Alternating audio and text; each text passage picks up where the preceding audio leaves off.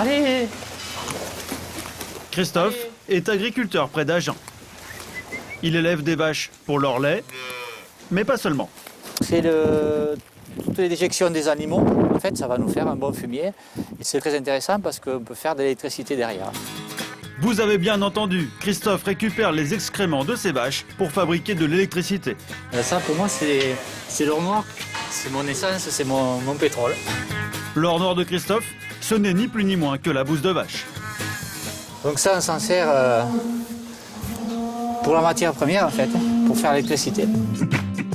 Fabriquer de l'électricité avec de la bouse de vache, l'idée peut paraître un peu folle, mais pourrait s'avérer révolutionnaire.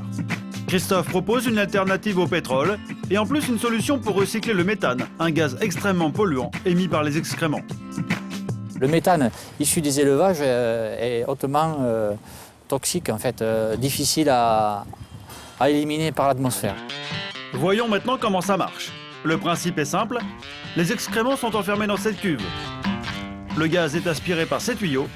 Ensuite, c'est ici que ça se passe.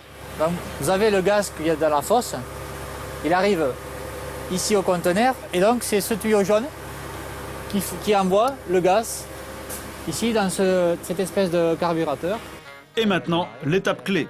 Le fameux gaz passe dans ce simple moteur qui va le transformer en électricité. La génératrice, en ce moment, elle produit 50 kW. On peut monter à 100 kW juste en appuyant ici. Et ça n'arrête pas de monter.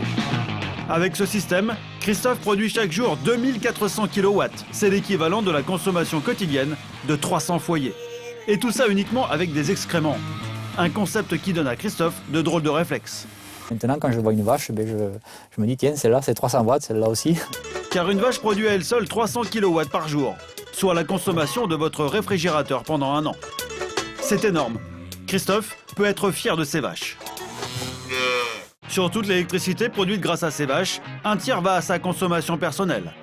Le reste, Christophe le revend à EDF. Une révolution serait-elle en marche? Pierre Labéry en est persuadé. Il développe ce concept depuis 20 ans et a déjà équipé une quinzaine de fermes. Plutôt que de faire des déchets nucléaires, on peut utiliser les déchets des fermes pour faire l'électricité. Et tout ce qui pourrit, ça peut faire du gaz nat, ça peut faire du biogaz. Donc c'est notre chantier. Et ce chantier, il est énorme aujourd'hui en France. Le fumier comme énergie du futur, pour Pierre et Christophe, c'est une certitude. Mais comment faire quand on n'a pas de fumier sous la main? Guy habite à côté de Nice dans le sud de la France. Il a peut-être une solution, il est inventeur et sa dernière création, la voici. C'est le chauffage solaire de la maison. Ce drôle de tunnel dans son jardin, c'est bien le chauffage de la maison. Guy l'a construit lui-même en une semaine. Le principe est d'une simplicité à toute épreuve. L'air extérieur est simplement chauffé par le soleil. Donc l'air passe dans ce tunnel, le traverse, est réchauffé au contact du tunnel. Et ensuite, l'air s'en va dans la maison par ce tuyau-là.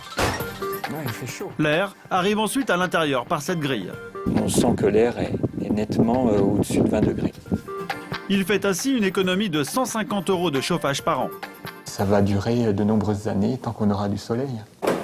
On va se faire un petit thé. Une idée en or, à condition d'habiter dans une région ensoleillée, comme Guy et sa femme. Mais rassurez-vous, des solutions pour produire sa propre énergie sans être tributaire de la météo, ça existe. Je vais allumer un feu. Katia est passionnée d'écologie.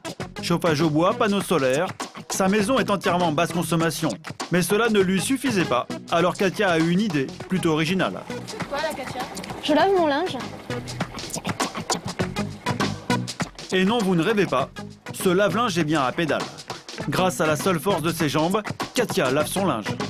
Une idée un peu farfelue, mais très efficace. Ce que nous avons fait, c'est récupérer seulement une machine à laver à chargement sur le dessus. Et nous avons simplement acheté une courroie un petit peu plus longue qui permette de raccorder le tambour à la roue avant d'un vélo d'appartement. Le tout relié à un tuyau d'eau chaude et un autre d'eau froide. Et le tour est joué. C'est un bricolage vraiment accessible aux plus mauvais bricoleurs, il n'y a pas de souci, c'est très simple à réaliser. Et ça ne coûte rien à part la courroie qui doit coûter dans les 15 €, quelque chose comme ça. Et c'est parti pour une demi-heure de lessive. En plus, on fait du sport. Autre avantage, ça laisse à Katia du temps pour réfléchir. On peut imaginer en milieu urbain des salles de sport qui seraient aussi des laveries. Des idées comme celle-ci, Katia en a plein. Mais maintenant, c'est l'heure d'étendre le linge. Donc là, le linge est essoré.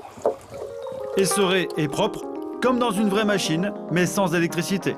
C'est simple, encore fallait-il y penser. Salut. Diego est le voisin de Katia. Lui n'a pas supprimé le lave-linge, mais la gazinière. Il l'a remplacée par cette parabole en acier. Quand il y a du soleil, je fais ça dehors parce que on n'utilise pas de gaz, on n'utilise pas aucun combustible, c'est le soleil le combustible. Cette parabole se trouve dans n'importe quel magasin de bricolage. Le principe, récupérer la chaleur du soleil pour la cuisson. Il suffit ensuite de bien l'incliner. Donc il faut que le soleil soit vraiment perpendiculaire à la parabole.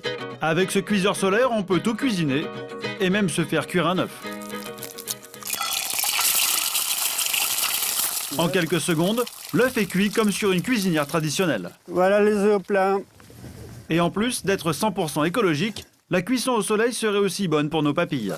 Ah, c'est quand même confit parce que ça bout très doucement, donc c'est quand même une cuisson douce, quoi. Oui, mais douce. À défaut d'une révolution immédiate, toutes ces techniques sont une mine d'idées pour diminuer votre facture d'électricité tout en agissant pour l'environnement.